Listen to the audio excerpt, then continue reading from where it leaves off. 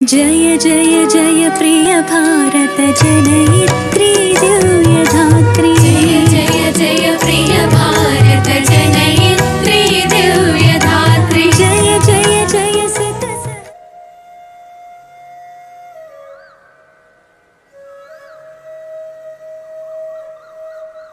శ్రీ భారత్ వీక్షకులందరికీ నమస్కారాలు, శుభాకాంక్షలు. దేవి భాగవతంలో మనకు ఎందరో దేవతల కథలు కనబడతాయి. గంగాదేవి, సావిత్రి, తులసి, లక్ష్మీదేవి, స్వాహాదేవి, స్వధాదేవి, దక్షిణాదేవి, షష్ఠీదేవి, మంగళచండికాదేవి, మానసాదేవి, భ్రామరీదేవి. ఇవన్నీ కూడా అమ్మవారి అంశలు, అమ్మవారి అవతారాలు. ఆ కథలన్నిటిని కూడా మనం ఈ దేవి నవరాత్రులు, శరన్నవరాత్రుల సందర్భంగా చెప్పుకొని ధరిద్దాం. ముందుగా గంగాదేవి చరిత్రను మనం చెప్పుకుందాం. ఈ గంగాదేవిని భగీరథుడు అనే సూర్యవంశపు రాజు దేవలోకం నుంచి భూమికి తెచ్చాడు. ఎందుకు తెచ్చాడు?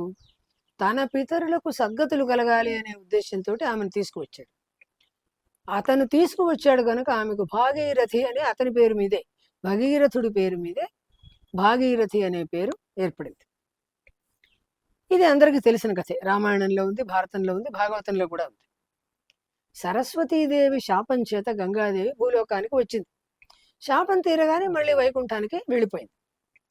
శ్రీహరికి, అంటే దేవి భాగవతం ప్రకారం శ్రీహరికి లక్ష్మి, సరస్వతి, గంగ ముగ్గురు ప్రియురాళ్ళు.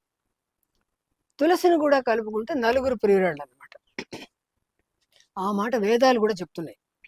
పూర్వం గోలోకంలో గంగాదేవి జల రూపంలో ఉండేది. ఈమె రాధాకృష్ణుల అంశతోటి వారి శరీరం నుంచి పుట్టింది కనుక ఈమె వారికి పుత్రికలాగా అన్నమాట. జలానికి అధిష్టాన దేవత ఈవిడ. ఒకసారి గంగాదేవి శ్రీహరిని ఎంతో అనురాగ దృక్కులతోటి చూస్తూ ఉందన్నమాట. అంతలో రాధాదేవి 30 కోట్ల మంది గోపికలతో పాటు అక్కడికి వచ్చింది. రత్నసింహాసనంలో శ్రీకృష్ణుడి పక్కనే కూర్చుంది ఆవిడ. గంగాదేవి చూపులు గమనించింది రాధ.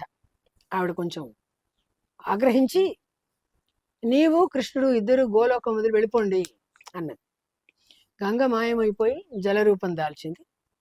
ఆ నీటిని తాగేయాలని రాధాదేవి ప్రయత్నించిందట. దాంతో యోగ బలంతో గంగాదేవి శ్రీకృష్ణుడి పాదాలను ఆశ్రయించింది. అప్పుడు గోలోకంలో నీరంతా మాయమైపోయింది. ఈ లోపల బ్రహ్మదేవుడు నీళ్ల కోసం గోలోకానికి వచ్చాడు. ఆయన జపాలు తపాలు సాగాలంటే కమండలంలో నీళ్లు ఉండాలి కదా, అందుకోసం వచ్చాడు ఆయన. జరిగిందంతా కృష్ణుడు బ్రహ్మదేవుడికి చెప్పాడు. గంగాదేవి తనను శరణు కోరింది కాబట్టి నీకు నేను జలం ఇవ్వలేను అన్నాడు.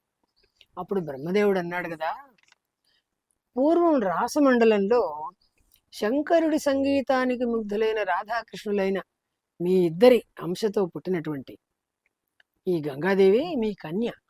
ఆమెకు వైకుంఠపతి అయిన శ్రీ మహావిష్ణువు భర్త అవుతాడు. విష్ణు వంశతో పుట్టినటువంటి సాగరుడు అంటే సముద్రుడు భూలోకంలో భర్త అవుతాడు అని చెబుతూ ఉండగానే గంగాదేవి శ్రీకృష్ణుడి కుడి పాదం బొటన వేలు నుంచి బయటకు వచ్చి నిజరూపం ధరించి రాధాకృష్ణులు ఇద్దరి మధ్యకు వెళ్ళి శాంత స్వరూపంతో నిలబడింది. తరువాత రాధాదేవిని సంస్తుతించి ప్రసన్నురాలిని చేసుకుని వైకుంఠం చేరిపోయింది. ఈ గంగాదేవిని పూజించిన వాళ్లకు అశ్వమేధయాగ ఫలం కలుగుతుంది అని దేవి భాగవతం చెబుతున్నది. వైకుంఠంలో ఉండే గంగకు స్వర్గంగ, వియద్గంగ అని పేర్లు. పాతాళంలో గంగాదేవికి భోగవతి అని పేరు. భగీరథుడు తన పితరుల కోసం భూమి మీదకి తెచ్చాడు గనక భగీరథుడు అని పేరు, భాగీరథి అని పేరు. జహ్ను మహాముని చెవిలో నుంచి బయటకు వచ్చింది కాబట్టి జాహ్నవి అని పేరు. ఈ విధంగా గంగాదేవి పవిత్ర చరిత్ర పఠించిన వాళ్ళందరికీ కూడా శుభాలు కలుగుతాయి. జాహ్నవి అనే పేరు ఎట్లా కలిగింది అంటే, భగీరథుడు గంగాదేవిని తీసుకువస్తూ ఉండగా దారిలో జహ్ను మహాముని ఆశ్రమం వచ్చింది. పరమవేగంతో వస్తున్న గంగాదేవి ఆశ్రమాన్ని తన ప్రవాహంతో కొట్టుకుంటూ ముందుకు తీసుకెళ్ళిపోయింది. ఆశ్రమం అంతా మునిగిపోయి కొట్టుకుంటూ చాలా దూరం వెళ్ళిపోయింది అనమాట. అప్పుడు జహ్ను మహాముని ఆగ్రహించి గంగాదేవిని మొత్తం తాగేశాడు. తర్వాత మళ్ళీ భగీరథుడు వచ్చి కాళ్ళు పట్టుకుని, అయ్యా నేను నా పితరుల సద్గతుల కోసం తీసుకుపోతున్నాను, నువ్వు మధ్యలో అడ్డగించకు అని పరిపరి విధాలు వేడుకుంటే అప్పుడు ఆయన తన చెవిలో నుంచి గంగాదేవిని బయటకు వదిలాడట. అందుకని ఆమెకు జాహ్నవి అనే పేరు వచ్చింది.